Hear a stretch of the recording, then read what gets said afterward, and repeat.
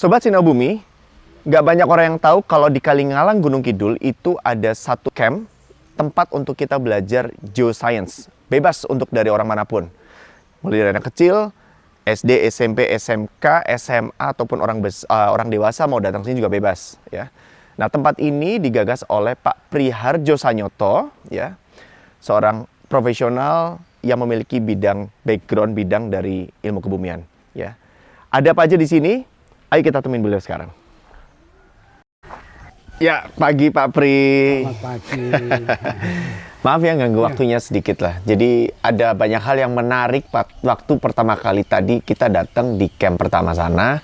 Terus kita di camp kedua sekarang ini ya. Itu banyak hal yang menarik perhatian saya sih sebagai seorang. Satu, saya adalah seorang yang memiliki background edukasi seorang dari geologi, ya, geoscience. Tapi saya background pekerjaan ini sekarang saya adalah orang swasta, Pak. Orang swasta, kita bergeraknya di bidang wisata. Jadi concern saya itu saat ini sekarang ada di wisata. Untuk mendirikan tempat seperti ini itu kan butuh dedikasi, Pak. Ya, butuh niat, dedikasi, biaya nggak sedikit, keringat nggak sedikit gitu. Ya. Nah, boleh diceritain sedikit nggak? Itu gimana ceritanya tuh? Georesearch itu sampai berdiri dan melayani orang yang mau belajar itu tanpa memungut biaya. Ini kan sesuatu sekali ya. Ya, baik. Jadi memang ceritanya panjang. Ketika saya cerita tentang sekolah saya boleh dikatakan mulai belajar pertama di Akademi Geologi Pertambangan di Bandung. Di Bandung ya? Di Bandung ya? Tahun 72 sampai selesai. Itu saya tidak mengeluarkan biaya karena saya dapat grant dari Caltex dan dari Mobil Oil pada saat itu. Dan kemudian saya punya kesempatan belajar di Australia selama 6 tahun, juga sama sekali tidak mengeluarkan uang. Jadi semuanya beasiswa semua? Ya, terus ya, beasiswa. Bapak menginisiasi berdirinya georesearch itu tuh apa? Bagaimana? Ya, jadi dengan seperti itu saya kalau katakanlah saya ini adalah orang yang punya hutang yang banyak, untuk saya kembalikan sampai pensiun pun juga tidak akan lunas, maka di benak saya akan share dengan pengetahuan saya dengan mereka-mereka yang memilih geoscience atau geologi sebagai karirnya. Nah, tentunya itulah yang menjadi semangat saya untuk sharing masalah ilmu pengetahuan, karena background awalnya kalau boleh jujur seperti itu. Oh, jadi semangatnya semangat berbagi ya sebenarnya, Pak ya? Betul. Semangat berbagi karena mungkin Pak Pri ini bidangnya adalah di bidang geoscience ya. Ya. Jadi yang bisa dibagi itu. Betul. Ya. Sampai sekarang, Pak. Ya.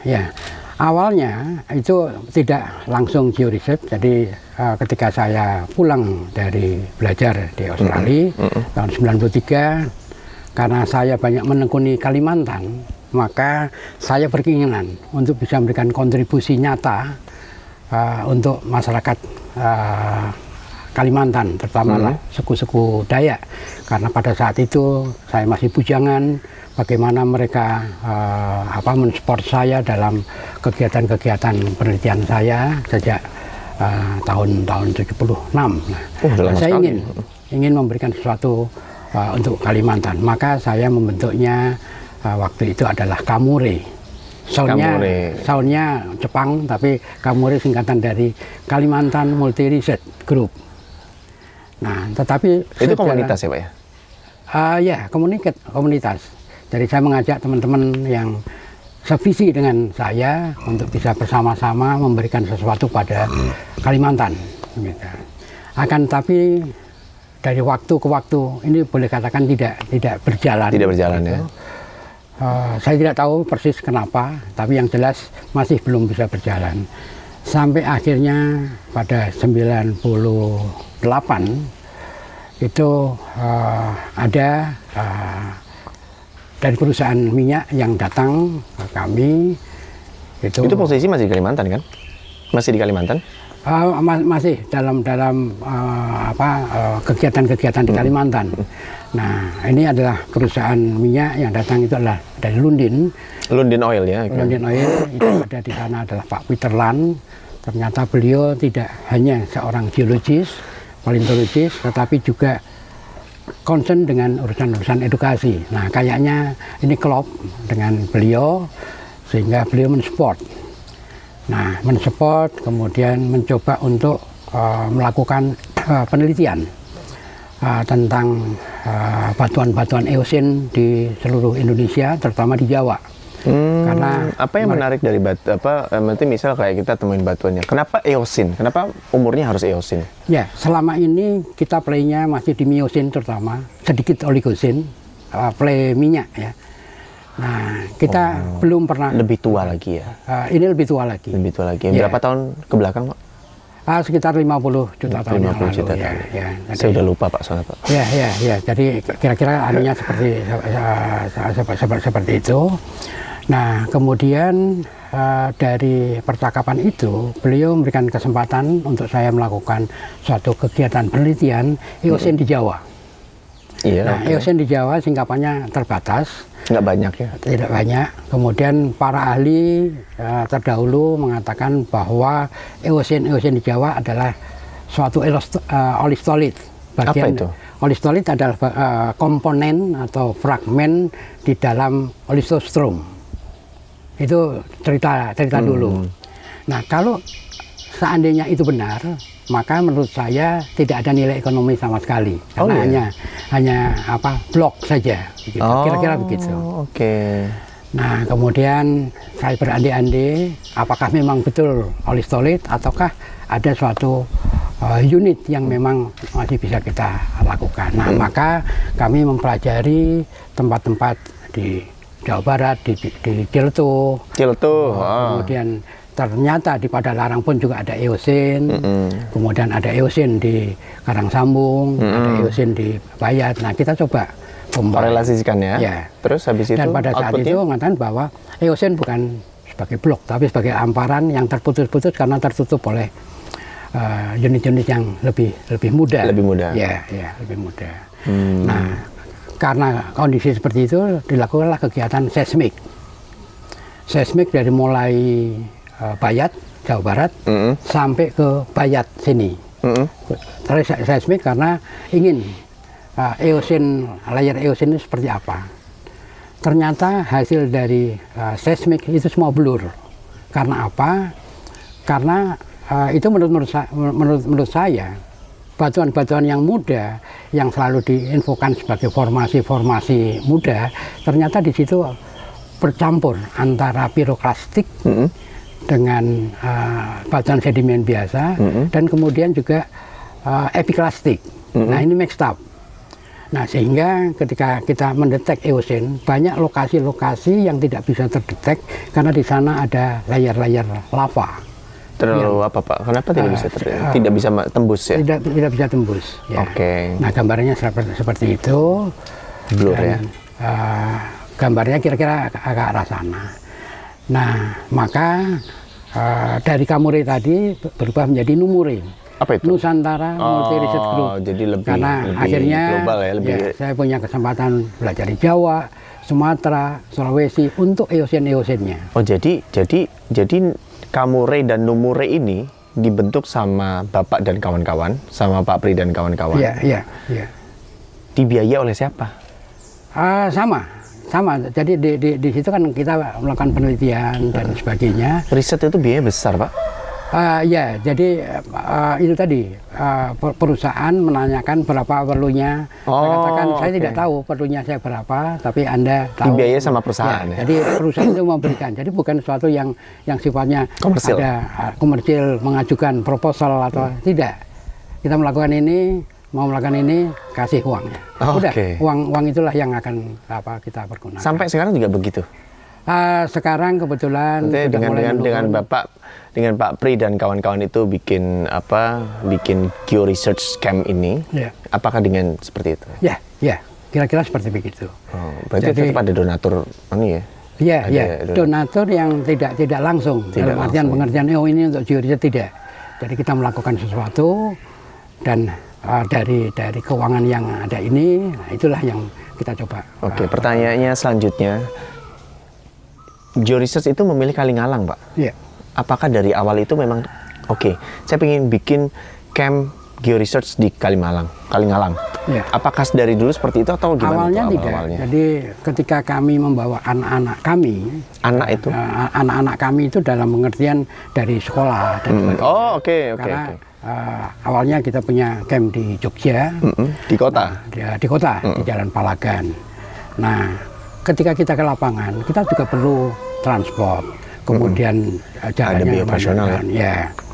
Nah, pada suatu saat ketika kami membawa anak-anak kami ke sini, loh, ini kok bagus sekali.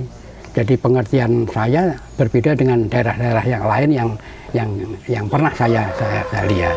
Oh gitu. Ya. Berarti pernah di mana aja, Pak? Kebumen, Karangsambung. Ya, Itu Pak, dalam ya, konteks jadi- research ya? Ya, kalau riset di mana-mana, di Ciletuh, kemudian Meratus dan sebagainya. Nah, kemudian Kalingalang ternyata menurut saya bukan main. Kalingalang dengan jarak 15 km dari Muara sampai Hulu, 3 desa dari 1 kecamatan, ternyata mempunyai singkapan batuan yang terus-menerus, tidak terputus, dengan berbagai macam batuan. Nah, sehingga saya selalu katakan ini adalah the best untuk pemula. The best untuk memula. Ya, the best untuk pemula. Karangsambung bagus. Untuk Komplit. expert. Ya, tetapi membingungkan untuk pemula. Iya, betul sekali. Bayat bagus, tapi juga membingungkan untuk Yeah. pemula. Nah, di benak saya karena ini adalah sesuatu yang sangat bagus untuk pemula, saya punya pemikiran seyogianya mahasiswa terutama geologi ataupun apa sebelum turun di Karangsambung di ini harus pasti ke sini dulu ya. Ini sangat ideal. Seperti di Ciletuh itu juga Jawa Barat gitu atau mungkin di Jawa Timur tempat-tempat lain belum ada yang representatif. Ya, belum. Jadi untuk orang-orang yang mungkin orang awam, siswa, mahasiswa yang dia tuh pengen belajar geoscience, ya itu bisa datang ke sini ya. Betul. Karena semuanya terhampar jelas di alam ya. Betul. Ya. Itu waktu Bapak memutuskan untuk pindah ke Kalingalang ini, itu apakah sudah ditetapkan bahwa area sini itu termasuk geopark oleh UNESCO atau belum? Sudah, cuman saya konsepnya tidak jelas tentang geopark di sini. Tetapi saya dengar itu. Nah, baru kemudian setelah beberapa waktu kami di sini, kemudian rame dengan geopark, ternyata kami dihubungi oleh dari Pemda. Ya. Oh, dari Pemda ya, dari Pemda.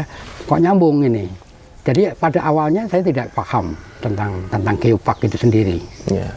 Nah, tetapi kok ini nyambung dengan apa yang kami ajarkan geoscience. Karena geoscience itu intinya adalah mempelajari tentang bumi, kemudian penghuni bumi, manusia, tumbuhan, binatang, dan sarana penghuni bumi hidup, udara, air, sinar matahari, itu menjadi suatu pemahaman yang holistik. Holistik ya. Jadi semuanya inklusif ya, semuanya ya Pak. Betul, inklusif ya, ada semua di situ. Ya. Oke. Tapi menarik sekali ya tadi ya. Jadi saya tuh masih belum ini aja, maksudnya belum kebayang ada camp georesearch itu yang itu nirlaba. Mungkin saya ini nggak bisa dibilang sebagai organisasi ya Pak ya. Ini hanya sebuah lembaga non formal dan nirlaba yang digerakkan oleh Bapak Pri ya. Terus habis itu melayani orang untuk belajar ilmu geoscience. Betul. Nah, pertanyaannya adalah orang yang datang ke sini itu apakah hanya orang-orang dari akademik? Misal anak-anak siswa atau misal mahasiswa, ya, atas nama lembaga akademiknya, atas nama kampusnya atau atas nama sekolahnya, atau mereka yang udah pernah kesini itu mereka adalah orang-orang yang benar-benar orang awam, tapi dia kepingin belajar tentang ilmu kebumian, ilmu geoscience lebih dalam ke sini.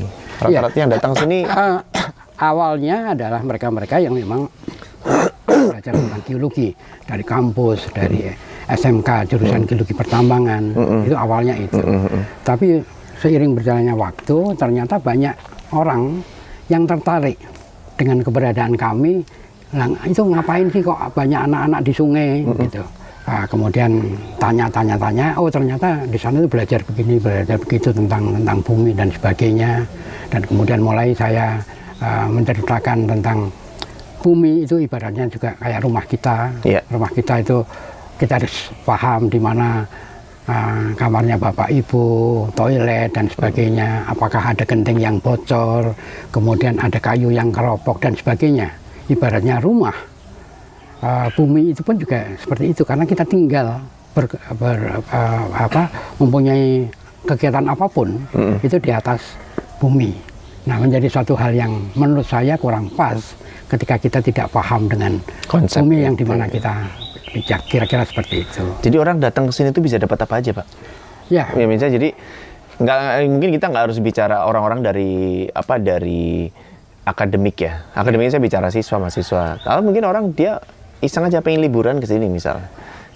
Saya pengen liburan tapi ke desa, tapi pengen belajar sesuatu gitu. Ya. Kan ada tuh Pak orang-orang kayak gitu. Jadi mungkin dia pengen berwisata tapi dia pengen mendapatkan value yang nanti dia bisa bawa pulang sebagai ilmu kah atau sebagai wawasan kah atau sebagai insight buat hidupnya dia sendirilah, macam-macam gitu. Ya.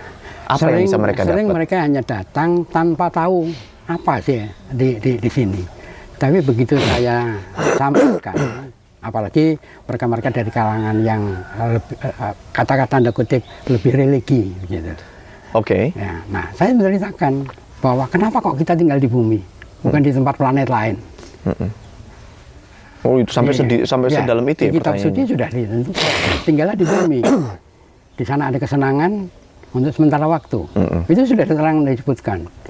Kemudian Tuhan juga mengatakan membentuk angkasa dengan langit sekian lapis 7 itu sudah ditentukan. Nah, itulah kita tinggal di sini ada reason. Ada reason kenapa kita tinggal di sini. Dan harus seperti apa. Nah, itu ditata. Tuhan menurunkan air untuk menghasilkan buah-buahan untuk manusia, semua ada. Nah, itulah yang harus kita, kalau saya bicara, misalnya di kitab suci, ada yang tersurat, yang kita baca, ada yang tersirat. Tersiratnya seperti apa? Alam ini adalah ayat-ayat suci. Saya cerita begitu. Wah, mereka terus kemudian semakin semangat. Seperti apa? Nah, itulah awal-awal akhirnya kemudian dari sekolah-sekolah, katakanlah, pernah ada sekolah TK, PAUD, karena ingin belajar tentang fosil yang ada di bawah sana, karena ada TK di sana. Bagaimana cara menjelaskan fosil kepada anak TK? Dan saya selalu dicemooh sama gimana Pak ngajarin paleontologi fosil ke mahasiswa saja susah. Kenapa ini dengan TK? Tapi alhamdulillah, akhirnya saya berhasil karena saya mencoba membuat cetakan semen dengan bekas kaki ayam, kaki kambing dan sebagainya. Ketika kita tunjukkan pada anak-anak, ini bekas apa? Kaki ayam. Nah, ayam kakinya berapa? 2. Makannya apa? Padi, jagung, nasi dan sebagainya. Ayam hidupnya di mana? Di air atau di udara atau di darat? Di darat. Nah, terus kemudian setelah itu saya berikan anak-anak gambar ayam yang hitam putih. Mereka ngasih warna dengan pensil berwarna. Selesai. Oh, ini ayam? Ya.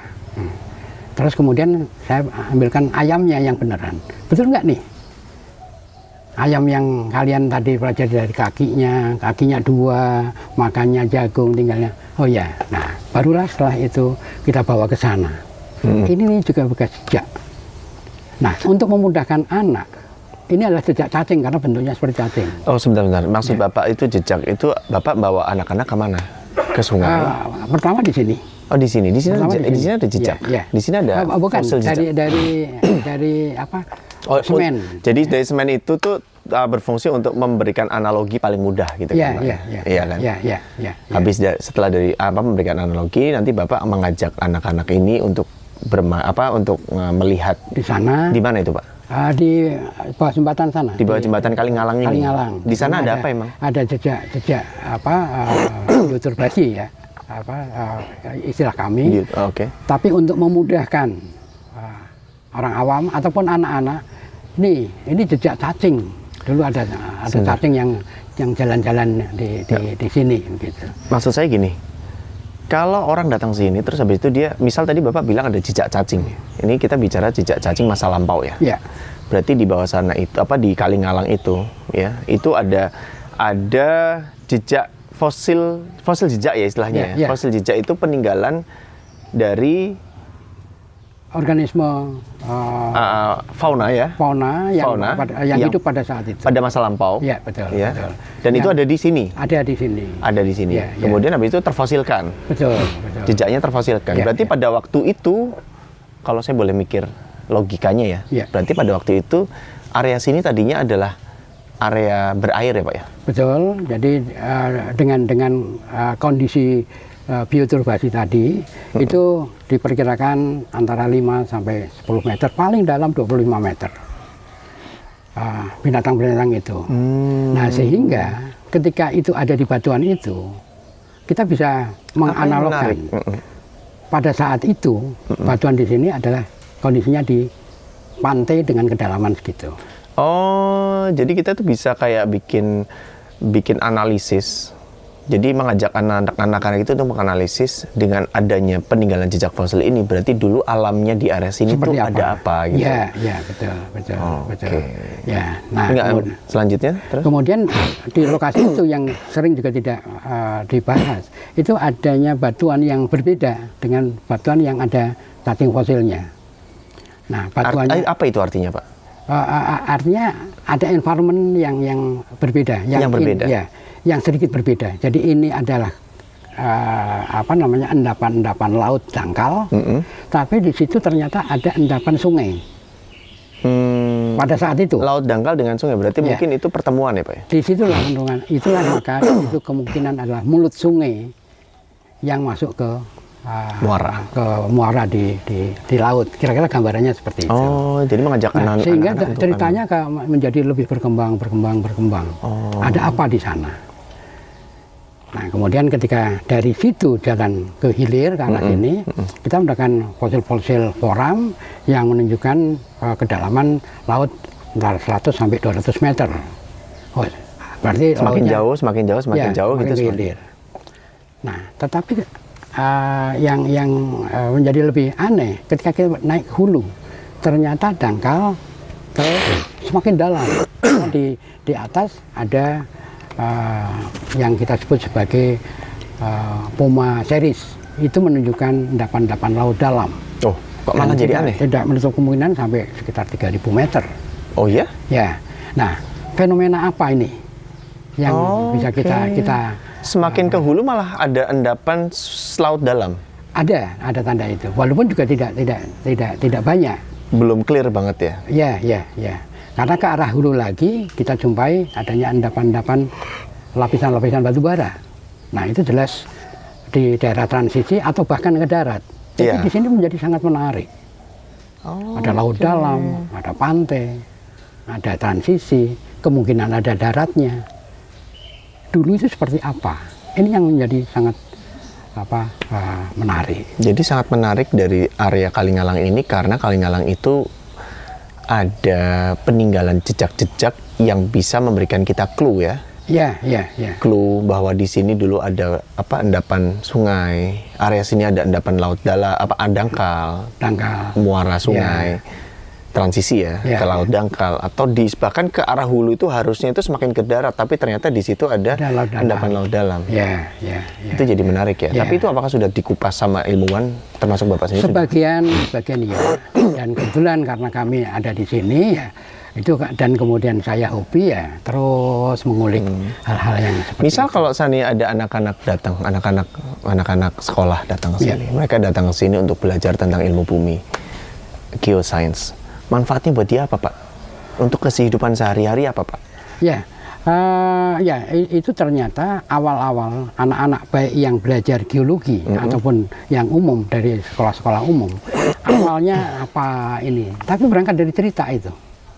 dari cerita kemudian mereka ternyata bisa membayangkan seperti yang saya ceritakan. Oh, di sini dulu laut. Ya, kita ini lagi berenang nih. Pada kedalaman 100 meter, 200 meter. Yuk kita ke darat. Ke pantai. Jadi mengajak anak berimajinasi ya. Betul, betul. Mengedukasi mereka untuk bisa lebih imajinatif bahwa dulu begini-begini. Ya, ya. Tapi goalnya kan ujung-ujungnya itu buat apa gitu loh. Kira-kira manfaatnya mereka buat apa untuk mereka? Kira-kira Pak? Ya, dari tanda-tanda seperti ini kan sesuatu yang tidak di tempat-tempat lain ada. Oh yes, berarti sesuatu yang langka ya? Yang langka. Nah, maka ketika kita akan menceritakan itu terus-menerus, dan karena ini alam, kalau kita tidak mencoba untuk melindungi, ini akan karena orang tidak tahu ya. I got it. Nah, sehingga ketika mereka tahu, oh ya, ini perlu dilindungi. Oh, jadi ujung-ujungnya adalah bahwasanya Kalingalang itu adalah geosite ya, geoheritage ya Pak ya. Betul. Yang harus dilindungi. Ya. Dan Bapak itu punya tugas untuk memberikan informasi kepada orang awam. Ya. Tempat ini istimewa. Ya, karena alasannya A, B, C, ada cerita ini di area sini ya Pak ya. Dan nanti Bapak di sini punya keinginan untuk melindungi area sini berarti area Kalingalang ya. Nah, ini suatu yang juga sudah cukup mengembirakan. Yang tadinya orang mengambil batu untuk fondasi, untuk kira-kira. Sekarang sekali sudah tidak ada. Oh iya. Nah, ini kan sudah mulai pelindungan secara. Jadi lebih kepada konservasi alam ya Pak ya. Betul. Nah, sekarang pertanyaannya ketika mereka ini terus sekarang gantinya mana? Nah, itu ngomongin ekonomi soalnya. Ya. Nah, kita mencoba cerita dengan mereka dan sebagainya. Nah, sekarang mereka melihat ternyata ketika itu tidak diganggu, itu bisa dilihat oleh banyak orang. Ternyata kalau aku jual es segala macam, ternyata laku. Ketika aku lewat di ini jual aqua, ternyata laku. Ada korelasi walaupun itu masih sedikit. Tapi kira-kira itulah yang kita mencoba menyampaikan dengan melindungi. Tapi apa yang kira-kira kita bisa? Ternyata banyak orang datang ke sini. Oke. Ya, jadi tadi kalau bicara wisata, ya mungkin itulah relate salah satu bentuk destinasi wisata yang mungkin nanti bisa disebut sebagai geowisata. Pak Pri, ya. Yang saya salut dari Pak Pri itu adalah konsistensi. Ya. Konsistensi Bapak di bidang ini, di bidang kebumian, geoscience, dan bahkan Bapak mau untuk share pengalaman, share ilmu kepada generasi-generasi muda nih. Kenapa Bapak memilih jalur ini untuk sampai mestinya Bapak itu sudah waktunya untuk istirahat, santai dengan keluarga, tidak memikirkan hal-hal ini lagi. Kamu masih aja pengen mainan begini-beginian nih. Ya, pertama kalau boleh saya sampaikan, ini ilmu saya sekarang sudah menjadi hobi, jadi tidak hanya ilmu. Nah, hobi itu yang namanya hobi. Itu tidak kenal waktu, tidak kenal. Nggak ada beban ya? Nggak ada beban. Itu yang pertama. Nah, yang kedua? Nah, yang kedua ini sebetulnya adalah kalau boleh saya jujur, ini bentuk syukur. Oh. Ya, bentuk syukur bahwa saya dengan umur saya masih diberikan sehat dan sebagainya, kemudian katakanlah diberikan ilmu dan sebagainya. Saya mencoba. Bahwa umur saya ini umur yang sudah tanda kutip mendekati panggilan, maka saya akan mencoba mengisi 5 menit terakhir dengan sesuatu yang mungkin bisa bermanfaat. Sangat religius sekali ya. Ini udah spiritual ya Pak ya? Spiritual. Ya, kalau itu boleh jujur. Ini spiritual ya. Ya. Oke, selanjutnya ini Pak, ini saya mau bertanya hal di sesi kita terakhir ini di sesi ini pertanyaan terakhir. Pesan Bapak buat kita nih. Bapak kan bilang Kalingalang itu istimewa ya. Ya. Boleh nggak nanti diulangi lagi, disebutin lagi keistimewaan Kalingalang apa dan pesan buat kita itu apa aja? Ya, baik. Ya, harapan saya untuk kaum muda Ya insya Allah setelah nanti ini bisa ditayangkan itu cerita tentang Kalingalang kepada mereka. Tidak hanya sekedar cerita, tetapi kemudian mereka bisa tertarik dan kemudian mengembangkan, karena sekarang adalah era high technology dengan informasinya. Nah, dengan pemahaman seperti itu, tentunya kita berharap kita bisa tersebar terus secara edukasi, dan inilah yang kita anggap sebagai sustainable education. Jadi terus-menerus menceritakan tentang apa-apa. Harus konservatif ya. Betul, ya. Harus based on conservation. Ya. Wisata alam, ya. Geoheritage, geowisata. Betul. Jadi ini merupakan suatu dukungannya mesti dari banyak pihak. Betul. Itu yang kita harapkan. Dengan mereka paham tentang Kalingalang, apalagi bisa datang ke Kalingalang, bisa menceritakan kepada ini. Value-nya ada apa aja di sini. Dan kemudian bisa konservasi. Ya. Nah, mungkin saya bisa mengatakan jangan biarkan Indonesia menangis. Dengan memahami itu semua dan bisa melakukan sesuatu untuk Indonesia tercinta. Waduh, keren sekali. Oke, luar biasa teman-teman, Sobat Sinau Bumi. Sesi ini benar-benar membuka pikiran kita tentang keistimewaannya Kalingalang ya. Ada apa aja di Kalingalang, teman-teman harus datang ke sini. Banyak cerita yang bisa kita gali di sini. Dan besok kita akan sambung lagi dengan tim pakar-pakar geoscience lainnya untuk membedah tentang geoheritage di Jogja. Sampai jumpa.